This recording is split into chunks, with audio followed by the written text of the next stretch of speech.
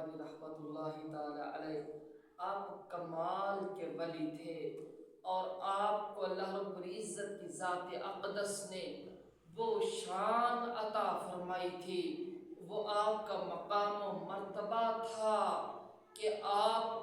Back وقت مریدوں پہ نگاہ شفقت بھی رکھتے تھے تو دنیا کے حالات سے بھی بے خبر تھے، اور آپ کو اللہ رب العزت کی ذات اقدس نے یہ شان کریمانہ عطا فرمائی تھی کہ آپ کا ایک مرید تھا اور وہ ایک سکھ کے گھر چلا گیا اور زنا کے ارادے سے گیا۔ وہ جو عورت تھی سکھ کی بیوی، اس نے اس شخص کو بلایا کہ آج جو میرا خامد ہے وہ فوج پہ چلا گیا ہے، وہ فوجی ہے، وہ بارڈر پہ چلا گیا ہے اور تم آ جانا، معاذ اللہ زنا کی دعوت دی۔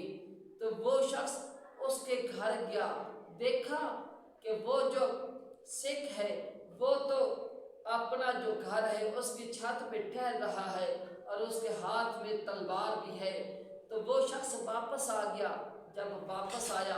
تو اس نے پھر اگلے دن اس عورت سے کہا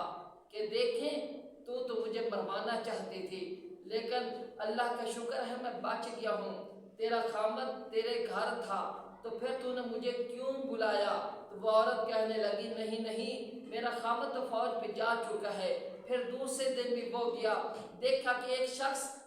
اور اس نے مونچھیں رکھی ہوئی ہیں سکھوں کی طرح اور وہ چھت پہ ٹہل رہا ہے۔ پھر اسی طرح وہ تیسری رات بھی گیا اور پھر چوتھی رات جو تھی وہ جمعہ کا دن تھا،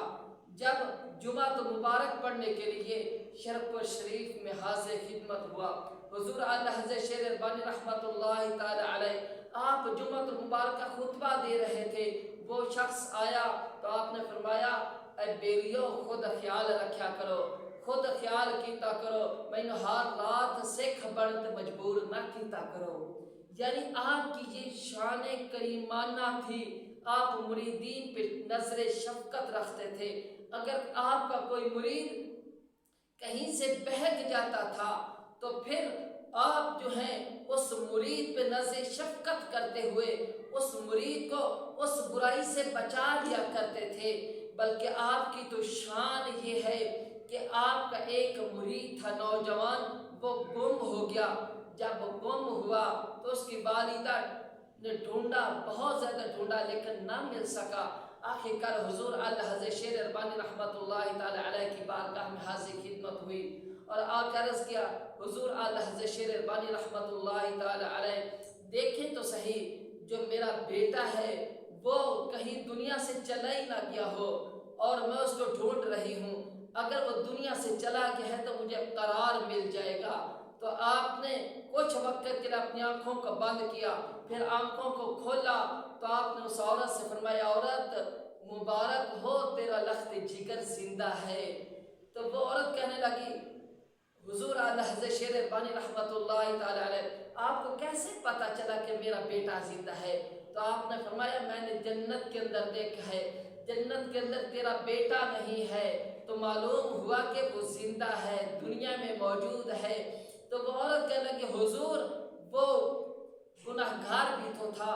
آپ دیکھ لیں وہ نہ ہو کہ وہ کہیں جہنم میں چلا گیا ہو۔ تو آپ کا رنگ زرد ہو گیا، آپ نے فرمایا یہ کیسے ہو سکتا ہے مرید میرا ہو اور وہ جہنم کے اندر چلا جائے؟ آپ مریدین پہ اتنی نظر شفقت کیا کرتے تھے اور آپ جو ہیں ہر لمحہ مرید کے سر پہ رہتے تھے، کسی بھی لمحہ کسی بھی مرید کو بھٹکنے نہیں دیتے تھے، بلکہ آپ کی تو یہ نظر عنایت تھی، آپ تو لوگوں کے دلوں کو بدل دیا کرتے تھے۔ اگر آپ کے پاس کوئی سنگ دل آتا، سخت دل آتا، آپ اس کی اس طرح تربیت فرمایا کرتے تھے کہ وہ سخت دل بھی موم دل ہو جایا کرتے تھے۔ جس طرح ایک شخص حضور اعلیٰ حضرت شیخ البانی رحمۃ اللہ تعالی علیہ کی بارگاہ میں آیا، اس نے مونچھیں بہت بڑی بڑی رکھی ہوئی تھی اور داڑھی نہیں تھی، تو آپ نے اس سے پوچھا اے بیلی تیرا نام کیے؟ وہ کہنے لگا میرا نام محمد حسین۔ آپ نے رکھ کے تھپڑ مارا، فرمایا کیا محبوب علیہ السلام دی شہزادے امام حسین رضی اللہ تعالیٰ عنہ دی بھی داڑھی نہیں سی؟ نام محمد حسین ہے لیکن تو اس نام دی عزت نہیں کر رہا، اس نام دا بھی تینوں حیا نہیں ہے۔ پھر آپ نے اس کو پوچھا کہ ہاں دس تے صحیح، کیا تیری کوئی زمین بھی ہے؟ وہ کہنے لگے میں 2 مربعہ دا مالک ہاں۔ دیکھو اس جگہ جا کے بڑے بڑے پیر پھسل جاتے نے کہ اگر کوئی مرید کہے میرے کو زمین ہے، جائیداد ہے، رقبہ ہے، کوٹھیاں نے، کاراں نے، بنگلے نے، تو پیر دا دل بھی نرم ہو جاتا ہے، چلو کچھ روپیہ پیسہ سی، کچھ نذرانہ لب جاسی، کچھ نہ کچھ دال روٹی چل جاسی یا کوئی لنگر چل جاسی۔ لیکن یہ کوئی عام پیر نہیں تھے، یہ حضور اعلیٰ حضرت شیر ربانی رحمۃ اللہ تعالی علیہ تھے، جو خواجہ امیر الدین کوٹلوی رحمۃ اللہ تعالی علیہ کی نگاہ عنایت کا شاہکار تھے۔ آپ نے دوسری دفعہ اس کو پھر تھپڑ مارا اور فرمایا رب نے انیاں نعمتاں دی نا تو پھر بھی ناشکرا ہے۔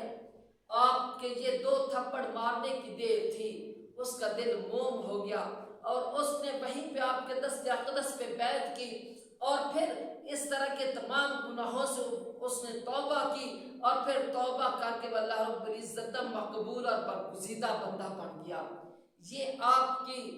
اپنے مریدین پہ، اپنے غلاموں پہ اور محبوب علیہ السلام کی امت پہ نگاہ شفقت تھی، نگاہ رحمت تھی کہ آپ جو ہے کبھی بھی آپ کی طبیعت کے اندر ہمیشہ کے لیے جمال رہتا تھا، لیکن اگر کہ حضور علیہ السلام کی شریعت کا مخالف ہوتا تو پھر آپ کی طبیعت کے اندر جلال آ جاتا تھا۔ پھر آپ یہ نہیں دیکھا کرتے تھے یہ چودھری ہے، یہ نمبردار ہے، یہ پیر ہے، یہ بڈیرا ہے، یا یہ کوئی سردار ہے، یا یہ کوئی جویا یا جٹ یا پھر کہ کسی بھی قبیلے سے تعلق رکھتا ہے۔ آپ سب سے پہلے محمد عربی علیہ السلام کی شریعت مطہرہ دیکھا کرتے تھے، اور حضور اعلیٰ حضرت شیر ربانی رحمۃ اللہ تعالی علیہ کو اللہ رب العزت کی ذات نے بے کمالات عطا فرمائے تھے، بے شمار آپ کے کمالات تھے، لیکن ان کمالات میں سے ایک آپ کا کمال یہ بھی تھا، آپ لوگوں کے دلوں کو پھیر دیا کرتے تھے، لوگوں کے دلوں کو موم کر دیا کرتے تھے۔ آج میں اس عظیم شہزادے کی بات کر رہا ہوں، آج میں اس عظیم ہستی کی بات کر رہا ہوں جس کے پاس نور حسن آتا ہے تو وہ کیلے والا شریف کا شہنشاہ بنا کے بھیجتی ہیں، اگر اسماعیل بخاری آتا ہے اس کو کرما والا شریف کا شہنشاہ بنا کے بھیجتی ہے، اگر عمر آتا ہے اس کو بیربل شریف کا شہنشاہ بنا کے بھیجتے ہیں، اگر رحمت علی آتا ہے اس کو پھر آستانہ علیہ خان شریف کا شہزادہ بنا کے بھیجتی ہیں۔